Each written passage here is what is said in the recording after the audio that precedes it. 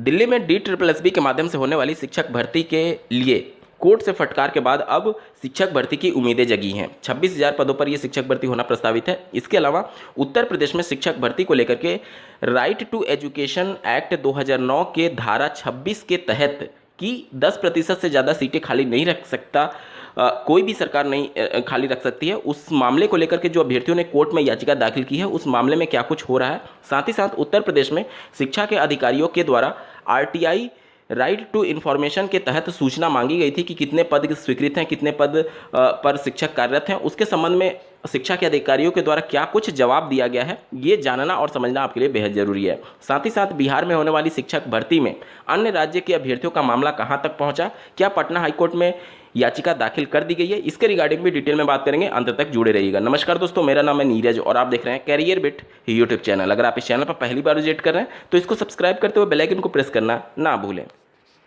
चलिए सबसे पहले बात करेंगे दिल्ली की। आप स्क्रीन पर एक आर्टिकल देख पा रहे होंगे। दिल्ली में 26,000 शिक्षकों की भर्ती होगी, एक साथ आयोजित की जाएगी संयुक्त परीक्षा। यहाँ पर आप देख सकते हैं दिल्ली में 26,000 से अधिक शिक्षकों की भर्ती जल्द होगी। उच्च न्यायालय ने दिल्ली सरकार और नगर निगम को अपने स्कूलों में शिक्षकों के खाली पदों को भरने के लिए भर्ती प्रक्रिया शुरू करने के आदेश दिए हैं।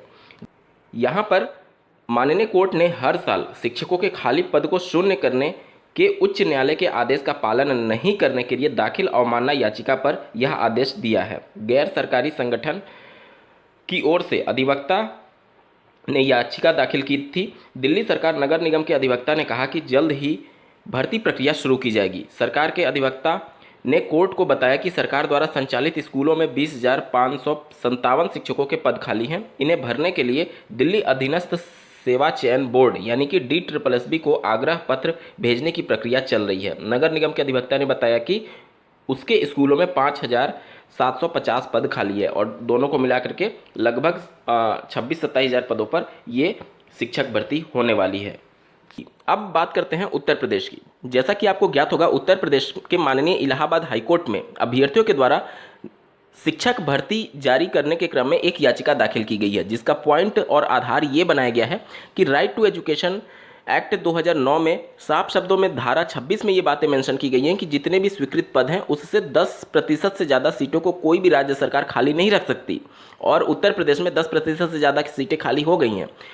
जो विभिन्न समय पर जो जिला बेसिक शिक्षा अधिकारी के द्वारा शिक्षा निदेशालय को पत्र भेजा गया था, उससे ये बातें खुलासा हुई हैं और इसी को आधार बनाते हुए अभ्यर्थियों ने माननीय इलाहाबाद हाईकोर्ट का दरवाजा खटखटाया था। जो पिटिशनर्स हैं उन्हीं के द्वारा एक RTI यानी राइट टू इन्फॉर्मेशन सूचना का अधिकार अधिनियम के तहत एक सूचना मांगी गई थी शिक्षा निदेशालय से कि उत्तर प्रदेश के परिषदीय प्राथमिक विद्यालयों में कितने पद स्वीकृत हैं, कितने कार्यरत हैं, कितने रिटायर हो चुके हैं इस वित्तीय वर्ष में। इन सब का आंकड़ा मांगा गया था, जिसके जवाब में कोई भी आंकड़ा नहीं दिया गया है, ये कहते हुए कि इस प्रकार का कोई भी आंकड़ा है ही नहीं।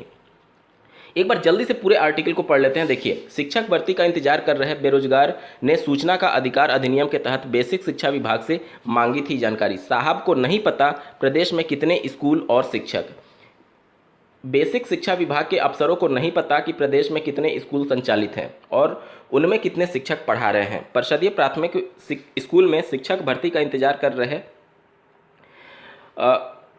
इंदु भाल तिवारी ने बेसिक शिक्षा निदेशक से सूचना का अधिकार अधिनियम के तहत 9 बिंदुओं पर जानकारी मांगी थी। ये वही हैं जो कि माननीय इलाहाबाद हाईकोर्ट में याचिका दाखिल किए हैं RT एक्ट 2009 के धारा 26 को आधार बनाते हुए नई प्राथमिक स्तर की शिक्षक भर्ती की मांग को लेकर के, ठीक है। और उन्हीं के द्वारा ही ये RTI दाखिल की गई थी। देखिए, उन्होंने प्रदेश में कुल परिषदीय प्राथमिक विद्यालयों की संख्या, कुल एकल और शिक्षक विहीन स्कूल शिक्षकों की कुल सृजित कार्यरत शिक्षामित्र संविदाकर्मी को छोड़कर पदों की संख्या, छात्र शिक्षक अनुपात, शिक्षामित्र संविदाकर्मी की संख्या, वित्तीय वर्ष 2018-19 से अब तक सेवानिवृत्त अध्यापकों की संख्या व नवनिर्मित स्कूलों की संख्या और प्राथमिक विद्यालयों में नामांकित छात्रों की संख्या मांगी थी। इंदु भाल के आवेदन पत्र पर पहली बार निदेशक की ओर से कोई सूचना नहीं दी गई, जिसके बाद उन्होंने अपील की। क्योंकि आप कि पहली बार अगर अपील खारिज हो जाती है या फिर सूचना नहीं मिलती है तो आप दूसरा बार अपील कर सकते हैं, तो उनके द्वारा फिर अपील किया गया।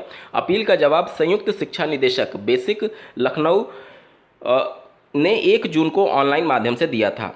उन्होंने 9 प्रश्नों का जवाब एक लाइन में दिया है, ऐसी कोई संख्यात्मक सूचना उपलब्ध नहीं है। विभाग के जवाब से असंतुष्ट इंदु भाल ने अब इस प्रकरण को हाईकोर्ट ले जाने का निर्णय लिया है। अब आप खुद सोच लीजिए, शिक्षा के अधिकारी इस प्रकार की सूचना दे नहीं रहे, क्योंकि ऐसा तो संभव नहीं है कि उनके पास सूचना नहीं होगी कि कितने विद्यालय हैं, उसमें कितने टीचर इन सर्विस हैं, कितने टीचर रिटायर हुए हैं 2018-19 के बाद से।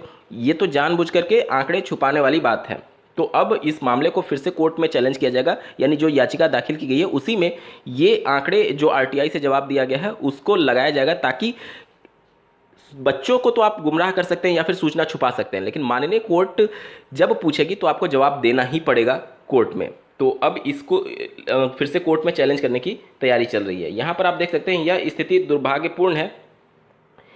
सरकार की ओर से शिक्षकों का वेतन भुगतान होता है, तमाम योजनाएं संचालित की जाती हैं, ऐसे में आरटीआई में मांगी गई सामान्य जानकारी भी ना देना अपराध है, तथ्यों को छुपाना अनैतिक है। ये पूर्व अध्यक्ष Allahabad high court bar association Radhakant Ojha के द्वारा कहा गया है। आरटी एक्ट के तहत आप कोई भी सूचना छुपा नहीं सकते, और 9 बिंदुओं के पूरे आंकड़े छुपा लिए गए हैं। ये निश्चित तौर पर एक तरीके से गलत है और असंवैधानिक है, जिसका माननीय कोर्ट में जवाब देना ही होगा। माननीय कोर्ट से आप भाग नहीं सकते। चलिए अब बात कर लेते हैं उत्तर प्रदेश में जो याचिका दाखिल की गई है उसकी अगली डेट कब लगी है। तो स्क्रीन पर आप देख पा रहे होंगे 4 जून 2023 के सुबह 7:21 पर मैंने ये कोर्ट स्टेटस को डाउनलोड किया है माननीय इलाहाबाद हाईकोर्ट की वेबसाइट से। आप स्क्रीन पर देख पा रहे होंगे इसके पिटिशनर्स श्री इंदु भाल तिवारी जी हैं, और 21 मार्च को पहली सुनवाई हुई थी। उसके बाद से 2 मई को लिस्ट तो किया गया था, लेकिन सीरियल नंबर ज़्यादा होने की वजह से, यानी ज़्यादा केसेज होने की वजह से इस केस का नंबर नहीं आ पाया और इसे पास ओवर कर दिया गया था अगली डेट के लिए, और अगली डेट अभी तक डिसाइड नहीं हो पाई है 2 मई के बाद से। आप स्क्रीन पर देख सकते हैं 1 महीने का समय बीत चुका है और अभी तक इसको नेक्स्ट हियरिंग डेट नहीं मिल पाई है। आप सेकंड वाले लाइन में देखिए, नेक्स्ट हियरिंग डेट में यहाँ पर डैश है, यानी अभी तक कोई डेट फाइनल नहीं है अगली डेट को लेकर के। अब बात करते हैं बिहार में होने वाली 1,70,461 पदों के सापेक्ष जो विज्ञप्ति जारी की गई है उसमें अन्य राज्यों के अभ्यर्थियों का मामला क्या कुछ चल रहा है। तो इसमें कई ग्रुप बटे हुए हैं, जैसे कि एक ग्रुप ये चाहता है कि पहले माननीय बिहार के मुख्यमंत्री जी से मुलाकात करके उनको इस मुद्दे से अवगत कराया जाए। हो सकता है कि कोर्ट जाने की जरूरत ही ना पड़े और उनके हस्तक्षेप के माध्यम से फिर से संशोधन करके अन्य राज्य के अभ्यर्थियों को मौका दे दिया जाए। और अगर वहां से मामला निस्तारित नहीं होता है माननीय मुख्यमंत्री जी से मिलने के बाद से, तो अभ्यर्थी कोर्ट ले जाने के पक्ष में है। वहीं दूसरा पक्ष ऐसा भी है जो कि कोर्ट में जा चुका है और इस मामले को लेकर के आगे प्रोसीडिंग की जा रही है, वकीलों से बातचीत की जा रही है। वहीं मैं आपको बता दूं कि राजस्थान में, जैसा कि आपको ज्ञात होगा, माननीय जोधपुर हाईकोर्ट के द्वारा बीएड अभ्यर्थियों की एलिजिबिलिटी को जब कैंसिल किया गया था, उसके बाद से बीएड अभ्यर्थियों के द्वारा जो माननीय सुप्रीम कोर्ट में चैलेंज किया गया था श्री देवेश शर्मा जी के द्वारा, उनके द्वारा भी बिहार में होने वाली शिक्षक भर्ती में याचिका दाखिल करने पर विचार किया जा रहा है कि अन्य राज्य के अभ्यर्थियों को मौका दिया जाए। और साथ ही साथ उत्तर प्रदेश के अभ्यर्थी भी माननीय पटना हाईकोर्ट पहुंच चुके हैं। आप इसके कुछ इमेजेस देखिए।